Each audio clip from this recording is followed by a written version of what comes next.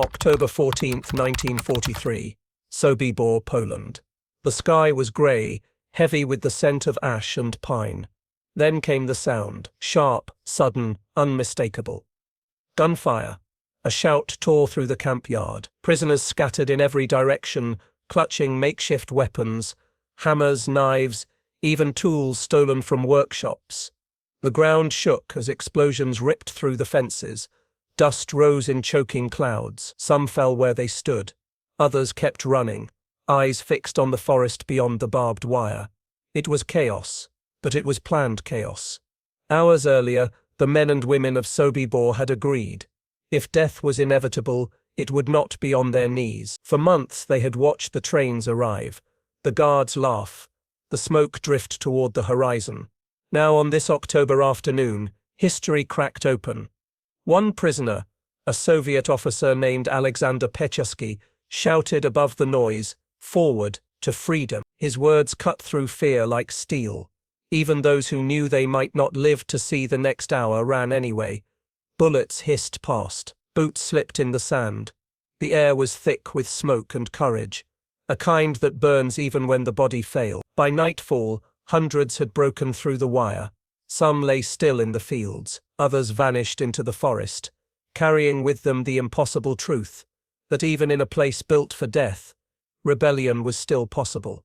They ran not to escape life, but to reclaim it. Subscribe for more real WWII stories of courage and survival. In early 1942, deep within the pine forests of eastern Poland, German forces constructed the camp as part of Operation Reinhard, the code name for the plan to eliminate Europe's Jewish population. Unlike labor camps, Sobibor had one purpose: extermination. Trains arrived almost daily. Each carried between 1,000 and 2,000 men, women and children, deported from across occupied Europe, the Netherlands, France, Czechoslovakia, Austria, and Poland itself. The journey was short. The deception was cruel. Victims were told they were being resettled, but within hours most were gone. Historians estimate that around 250,000 people were murdered in Sobibor before the camp's destruction. By the summer of 1943, the remaining prisoners, a small group of mostly young men, had been kept alive for one reason: work. They sorted belongings from each new transport, repaired uniforms, and maintained the machinery of death. Every sound, every smell, reminded them of what awaited next. The air carried the faint scent of burning, constant, inescapable. Among them was Leon Feldhendler, a Polish Jew who had once led a ghetto resistance. Intelligent, quiet, and determined, Feldhendler began to wonder if there was any way to fight back, not to survive, but to resist. The thought was almost unthinkable. Guards shot anyone who so much as looked toward the fence. Then, in September 1943, a new prisoner transport arrived. Among the exhausted faces was Lieutenant Alexander Pechersky, a Soviet officer captured on the Eastern Front. He had survived starvation, disease, and prison camps, but nothing like Sobibor. When he realized where he was, he didn't just see despair. He saw a system. Systems, he believed, could be broken. Feldhendler and Pechersky met in secret. The first conversation was cautious, almost whispered. Feldhendler explained the camp's layout, the guards' routines, the hidden weapons. Pechersky listened, then said a single line that changed everything: "If we must die, let it be with honor, and let the world know we were human."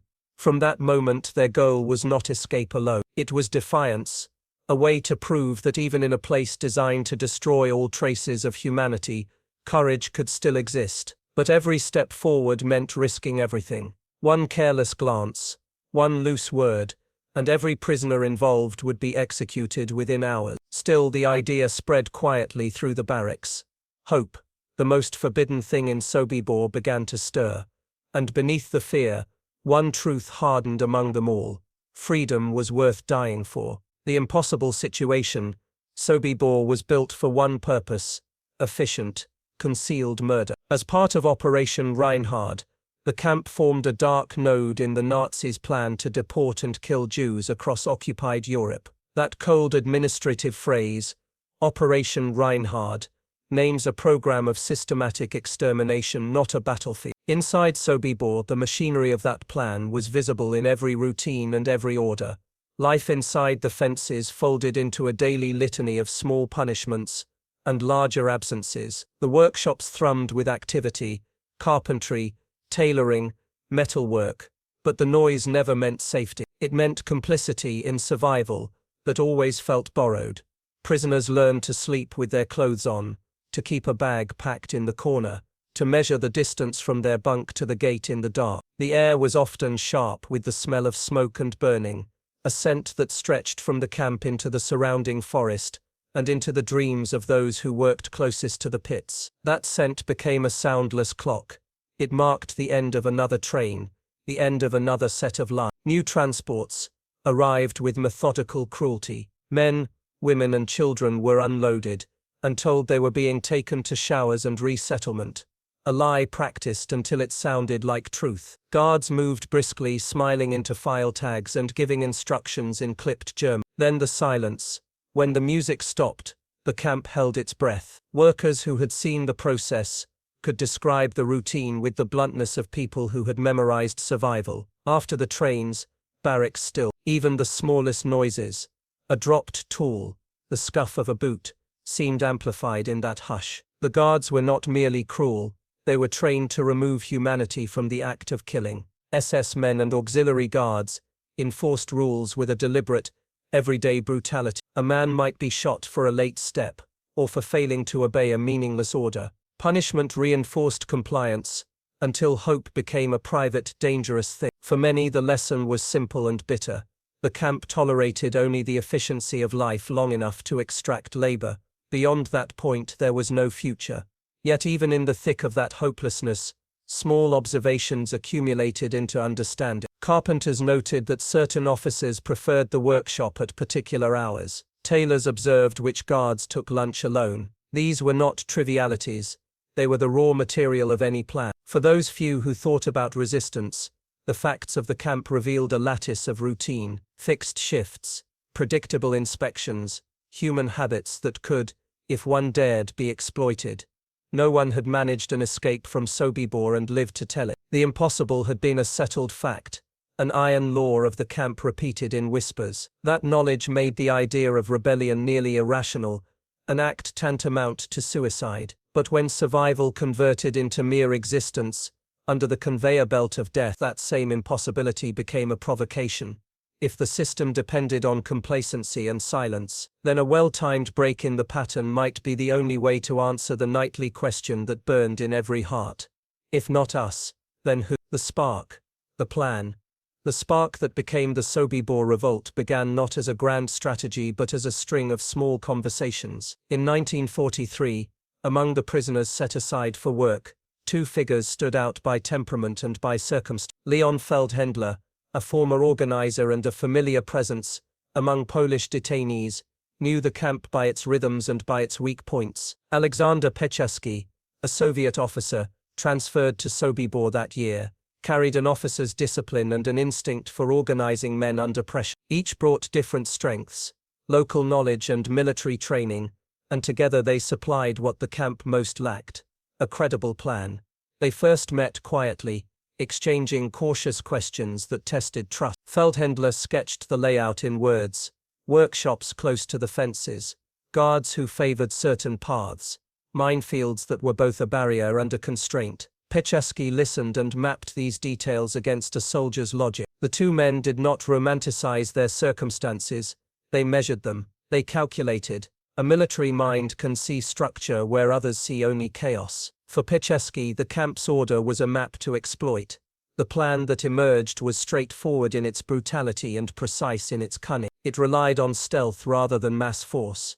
Remove the leadership first. If the SS officers could be taken out quietly, the camp's command structure would collapse long enough for a mass breakout. The choice to strike at officers, one by one, was not bravado.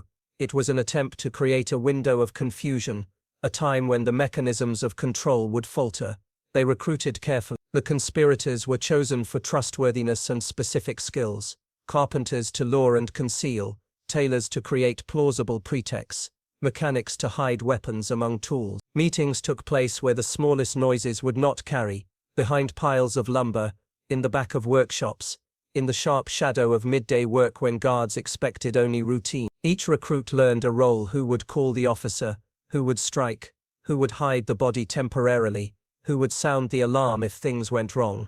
Every rehearsal reminded them of the cost. They understood that a single mistake would not only end one life, but would invite immediate collective punishment. They accepted that the plan was, by many measures, suicidal, yet the ethos among them shifted from desperation to resolve. They rehearsed the logistics of exit routes, the gaps in patrol timing, the stretches of fence that might yield, the sections of the surrounding forest that offered cover. They tested small deceptions, a forged request for boots, a feigned inspection, an invitation to a workshop problem that would draw an officer out of view. Crucially, the plan required more than tactics. It required psychological preparation. The conspirators had to transform fear into action. In whispered speeches they framed their choice plainly: to act was to assert their humanity, to remain silent was to concede that they were only a resource to be used and disposed of. That moral clarity hardened the group's will. Each man and woman who joined the scheme did so knowing full well the odds. What made them continue was not ignorance of risk, but an insistence that even in a place designed to strip people of choice, they would choose towards defiance. So the whisper grew into a timetable. Tools were smuggled and hidden, watches were synchronized. The men prepared for the one afternoon when, if luck and courage met, a chain of small actions might become a single irreversible fracture in the camp's power. What they built was not just a plan, it was a declaration that in the face of systematic erasure they would act, however impossible the escape might seem. Quick pause. If stories of courage move you, subscribe to discover more true WWII escape. Preparation and tension build-up. By late September 1943 the plan had a shape, but shape alone does not win revolts. It needs tools, timing, secrecy, and the slow hardening of nerve. The conspirators gathered where noise could hide small conspiracies. The carpenter's shop, a long shed of sawdust and shadow. In the timber's scent and the clatter of tools they found a kind of cover. Men who used the benches every day could meet without drawing attention. A hammer misplaced might seem routine. A whispered exchange could be mistaken for a work instruction. The shop became their private map room. One verified fact sat behind every whispered sentence. The camp's workshops and utility buildings were located close to areas where officers took informal inspections, a reality the prisoners had watched and memorized. That proximity made workshops both risk and opportunity. The conspirators used it. Carpenters who repaired benches learned to work in a particular rhythm, so a guard would be lured into conversation at a predictable time. Tailors pretended to need measurements. Mechanics staged a faulty tool that required closer inspection. Each pretext was a pebble rolled toward collapse. Weapons were few and improvised. A file smuggled out of a maintenance kit, a razor hidden in a bundle of rags, a knife from a kitchen, its handle sanded smooth and wrapped in cloth. In one case a small pistol was acquired, a rare piece of firepower that changed the group's calculus. But it had a risk. A single shot could betray everything. They hid these contraband items in hollowed beams under bench boards and inside false toolboxes. Every concealment was a gamble, every retrieval a potential exposure. Signals were coded and simple. A whistle never used for work would mean halt. A handkerchief placed on a particular bench meant officer approach. Watches were synchronized by the sun's arc rather than trusting a prisoner's spoken time. The camp kept close count of every minute, so predictable shifts mattered.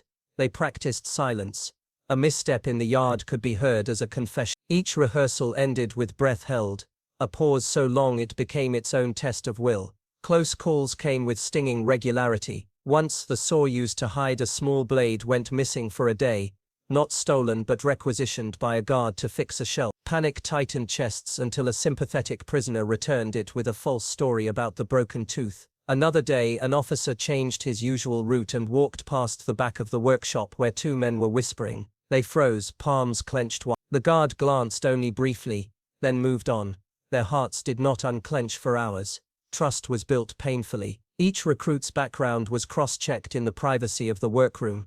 Who could be trusted with a weapon?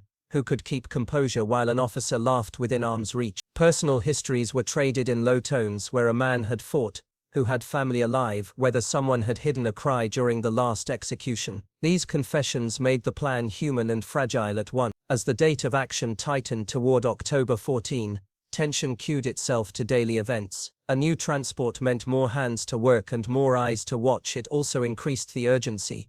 More deportations might mean fewer able hands to help. The men rehearsed routes through the yard until the patterns became muscle memory. They practiced pulling bodies behind workbenches, then learned they would have to do less hiding and more moving than they first imagined. They rehearsed the worst possible sequence.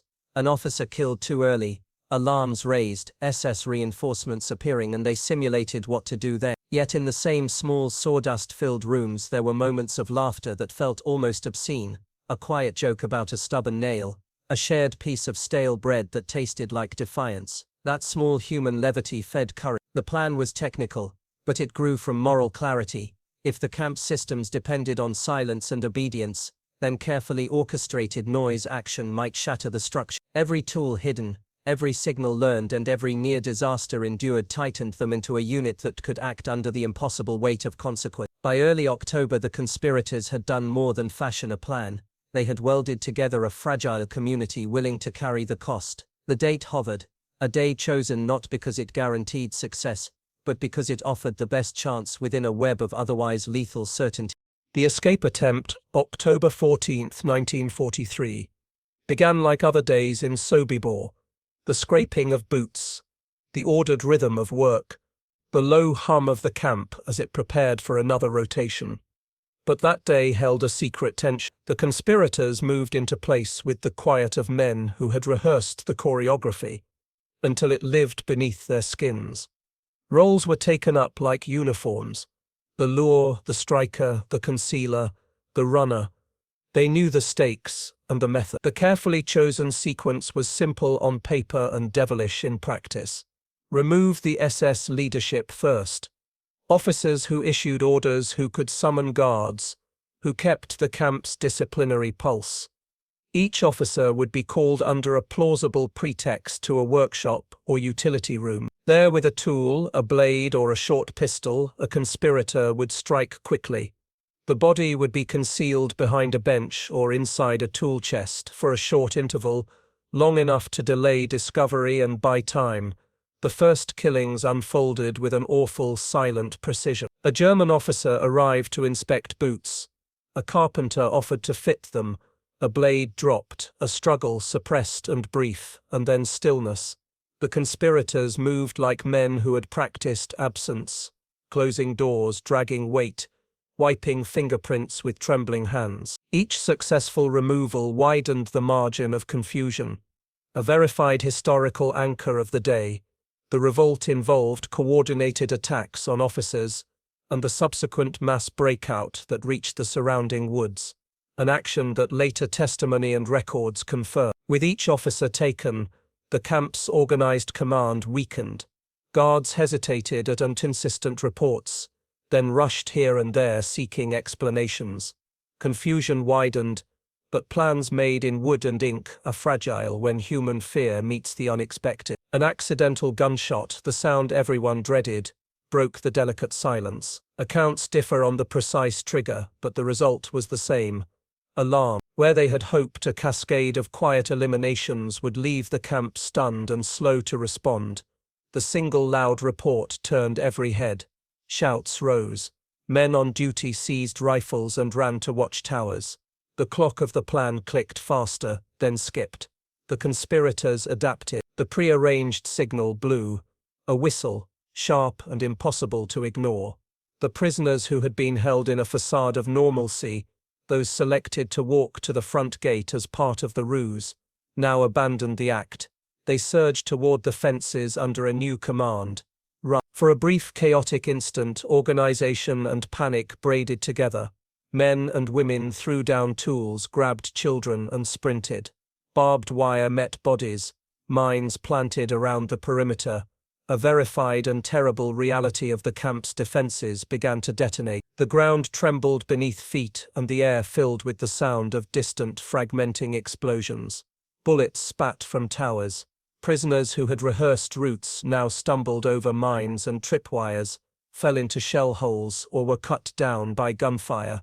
Some lay motionless in the sand. Others scrambled free, scrambling through gaps where wire had been weakened or where guards had been momentarily distracted.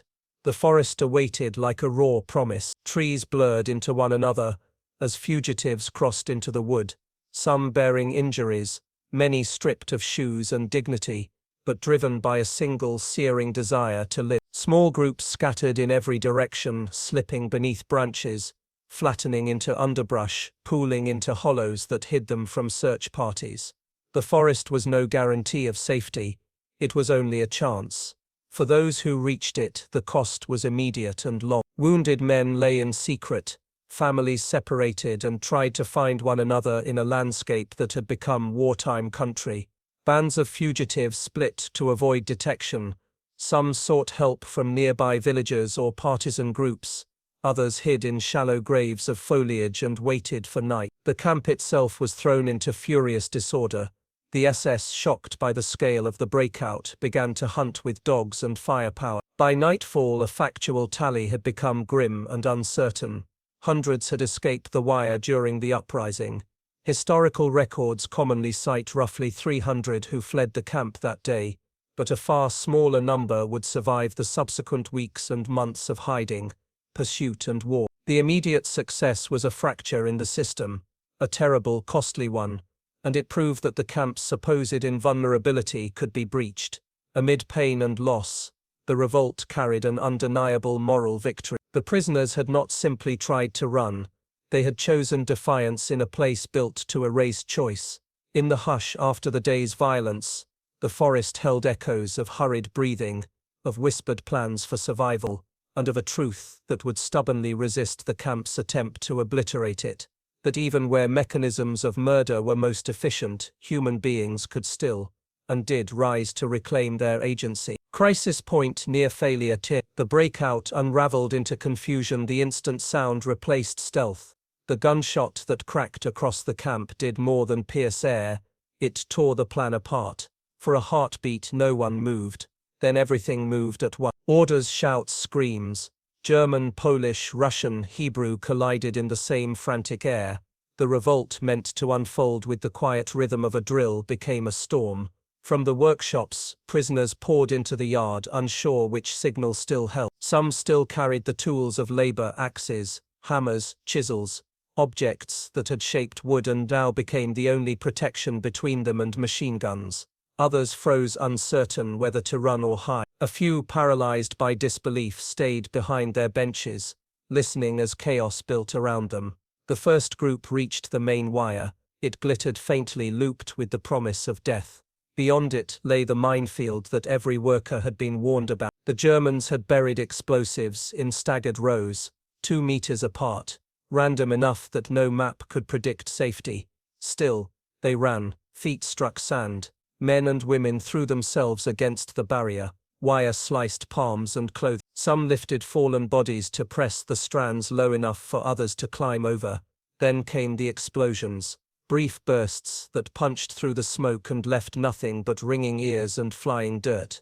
Among the leading band was Alexander Pechersky. Eyewitness accounts later described him cutting at the fence with tools meant for carpentry, his hands raw, his uniform torn. Beside him others tore gaps wide enough for one person at a time. Every second mattered. Behind them SS guards regrouped and opened fire. Bullets traced lines through the sand, snapping branches, tearing at the earth. People fell mid-stride. The air thickened with dust and the metallic smell of gunpowder. Still, clusters broke free. Some crawled, some sprinted in blind arc. The forest, that thin black line at the horizon, looked close enough to touch and impossibly far. A few turned back to help the wounded, only to vanish under fire. Others kept running until the ground beneath them softened into roots and pine needles. Behind them Sobibor screamed with confusion, sirens, dogs, gunfire echoing off the wooden barracks. The revolt's fragile order collapsed into individual survival. Freedom was now inches away, death all around, and for many the two became the same thing. Quick reminder: subscribe now to keep these untold WWII stories alive. The revolt that began in chaos ended in fragments. Men and women scattered across miles of marsh and pine, their breaths turning to mist in the cold October air. Roughly 300 prisoners had broken through the wire that day, the only large-scale escape ever to succeed from a Nazi extermination camp. Yet freedom, when it came, was not safety. It was another battle. The forest was thick and wet, night fell early, and every sound carried. Dogs barked in the distance, gunfire flared against the trees, searchlights combed the horizon like restless ghosts. Those who ran could not stop. The ground was mined, the air sharp with smoke, and behind them came the pursuit. The forest offered no mercy, only the faint promise of shelter. Small groups splintered off, guided by instinct rather than direction. Some fled east, hoping to reach the Bug River, where Soviet lines lay far beyond. Others turned south toward villages they remembered from before the war, praying someone might help. They lived on rainwater, wild berries, and whatever scraps they could find in abandoned huts. For many, starvation and exposure became the new enemy. Every step carried risk. Villages were filled with both compassion and danger. A knock on the wrong door could end everything. Some locals offered bread or silence. Others, fearing German retribution, betrayed the fugitives. Those captured were executed on the spot. The forest soon became littered with unmarked graves, hidden beneath fallen leaves. Among the escapees, Alexander Pechersky led a small band that managed to join a local partisan detachment. For months they fought alongside resistance fighters, moving through swamps and forests, until liberation. In Pechersky would survive the war and later recount the revolt as both an act of rebellion and remembrance. Leon Feldhendler, the quiet strategist who had helped spark the plan, also escaped, but his fate was uncertain. He would be killed shortly after the war under mysterious circumstances. For most, survival meant silence. Of the hundreds who ran, only about 50 lived to see the war's end. They emerged from hiding after the German retreat, gaunt, unrecognizable, carrying stories no one could yet believe. Some found that their families were gone. Others had no home left to return to. What they carried instead was memory, and the unbearable task of retelling it. In the days following the revolt, the camp itself was destroyed. Orders came from above to dismantle every structure, burn what could be burned and bury what could not. The ground was leveled, plowed and covered with young trees. Within weeks, Sobibor had vanished from them. Officially it no longer existed, only a clearing in the forest where silence replaced walls. But the truth had already escaped with those who lived. The men and women who survived carried that truth for decades. Some spoke only once in their lifetime. Others found the strength to testify years later, their voices trembling between pain and pride. They spoke not to relive the horror, but to record the defiance, to prove that even inside a place built for death, the will to fight had not died. One survivor described that night simply, "We ran through wire and flame, but we carried with us the proof that even here, the will to live could not be killed." The Sobibor Revolt was not measured by victory or defeat, it was measured by meaning. It showed that even within the most controlled system, human courage could still ignite and spread. Sobibor was erased from the earth, yet the mark it left on history was indelible. It stands as one of the rare moments when, against all design, freedom briefly broke through the machinery of death, and refused to vanish. Aftermath and historical context. When the final echoes of gunfire drifted into the woods, Sobibor ceased to exist as it had the day before. The uprising of October 14, 1943, had shattered what the Nazis believed to be absolute control. For the first time, a death camp built entirely for extermination had rebelled from within, and partially succeeded. In the days that followed, the German command reacted with calculated speed. Orders were given to erase every trace of Sobibor's existence. The barracks were dismantled plank by plank, the wire fences were cut down and rolled away, the gas chambers and cremation pits were destroyed, their foundations buried under layers of sand and soil. Finally, pine trees were planted over the site, and a small farmhouse was built to disguise the ground where thousands had been murdered. What had once been a camp became a forest, a cover story written in roots. Yet destruction could not silence memory. The revolt had scattered truth like seeds across the countryside. Around 300 prisoners had escaped, though most were hunted down in the following days. Only about 50 survived the war, living to tell the story of what had happened inside the barbed wire. Some joined resistance groups in the woods of eastern Poland, others hid among villagers, surviving by cunning and chance. Each survivor carried a piece of the revolt's history, fragments that would later be gathered, compared and retold as testimony. Those testimonies given in the years after the war revealed the scale and structure of the camp, and the deliberate precision of the revolt. They described how the uprising had not been a sudden outburst, but a carefully coordinated act of defiance. The participants had known that escape might mean death, but they refused to die passively. Their rebellion proved that even within a system designed to erase every trace of humanity, the will to resist could still emerge. After the revolt, the camp's commanders and guards were transferred elsewhere. Within a month, Sobibor was gone from maps and reports, but the silence it left behind spoke louder than the orders that had built it. When war ended less than 2 years later, traces of the camp began to surface again through witness accounts, hidden letters and quiet recollections. The uprising became a symbol not just of escape, but of the refusal to surrender dignity. Today the site of Sobibor is peaceful, a clearing where the forest meets open sky. Paths of pale gravel trace the old railway line where trains once arrived. Stones mark the places where barracks once stood. Visitors describe the stillness as almost overwhelming, a quiet that feels like respect. Beneath the earth, archaeologists have found small personal items, coins, buttons, a child's bracelet, reminders that this history belongs not to statistics, but to lives once lived. The Sobibor Revolt remains one of the few successful uprisings in any Nazi death camp. Its impact was not measured by territory gained or numbers saved, but by meaning. It was the moment when those marked for death proved that resistance could exist even inside a machine built to erase resistance itself.